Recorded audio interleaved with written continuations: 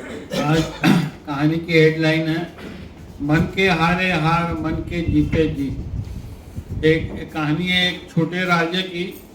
जो राजा बहुत ही खुशहाल था, राजा अपनी प्रजा से, प्रजा उसके राजा से। ये देखते हुए बाजू वाले राजा ने उन्हें आक्रमण का न्योता भेज दिया कि हमसे युद्ध करो या अपना राजा हमारे में शामिल करो।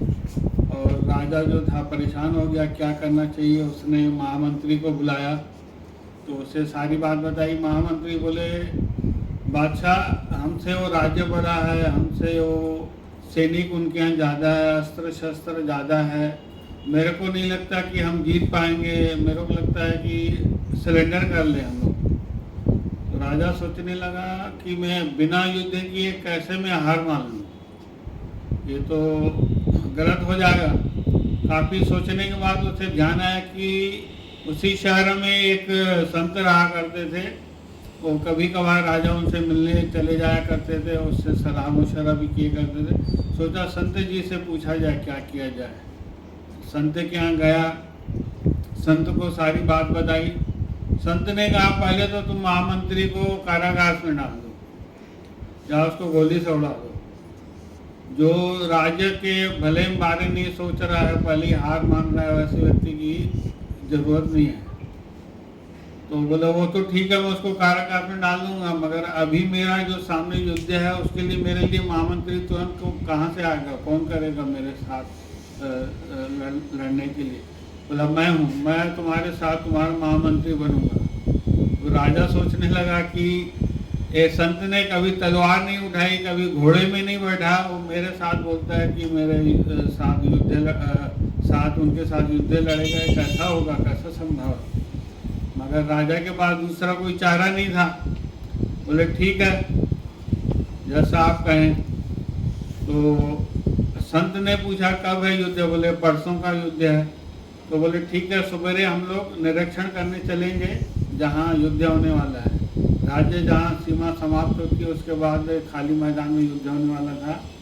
तो सवेरे राजा, सैनिक और ये जो संत थे, महामंत्री बन चुके थे, सब देखने के लिए निकले। तो रास्ते में एक पुराना मंदिर पड़ता है जो पहाड़ियों में था, खंडहर था, काफ़ी लोग जाते नहीं थे। तो संत ने कहा रुको रुको, मैं ईश्वर से पूछ के आता हूँ कि हम लोग युद्ध जीतेंगे कि हारेंगे। सब हंसने लगे। और राजा ने कहा भाई ये कैसा है, वहाँ तो मूर्ति है नहीं, सब पत्थर ही पत्थर हैं, सब खंडित मूर्ति हैं, तो आप ईश्वर से कैसे पूछोगे। बोले मैं तांत्रिक विद्या जानता हूँ और मैं पत्थर की मूर्ति से बात कर सकता हूँ, मैं पूछ के आता हूँ।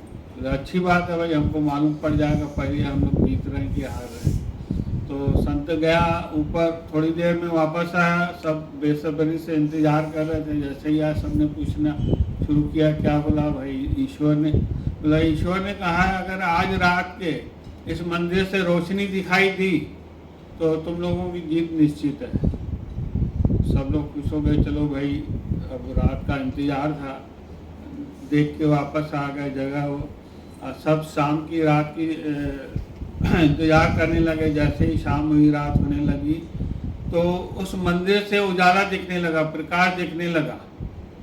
सब उत्साहित हो गए। उन्होंने सब ने ठान लिया कि अब जीत हमारी पक्की है।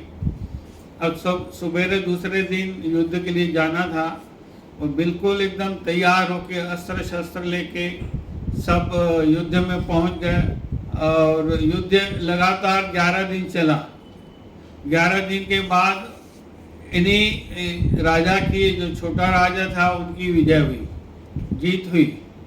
और जैसे ही जीत हुई वापस आ रहे थे, फिर राजा वो जो संत थे और ये बाकी प्रजा बची हुई थी, तो फिर राजा ने कहा, वही मंदिर रास्ते में पड़ा, तो राजा ने कहा जाओ भाई भगवान का, ईश्वर का धन्यवाद दे के आओ, उन्होंने हमें जिताया है।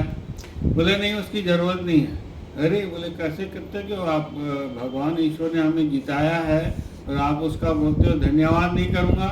बोले असल में क्या था, उस दिन दिया मैं जला के आया था, दिन के उजाले में आप लोगों को दिखा नहीं, रात को प्रकाश नजर आया और आप सब लोगों ने उस रोशनी की वजह से, दिए की वजह से मान लिया कि जीत हमारी पक्की है और अंदर में आपने अपना पक्का कर लिया कि हम ही जीतेंगे।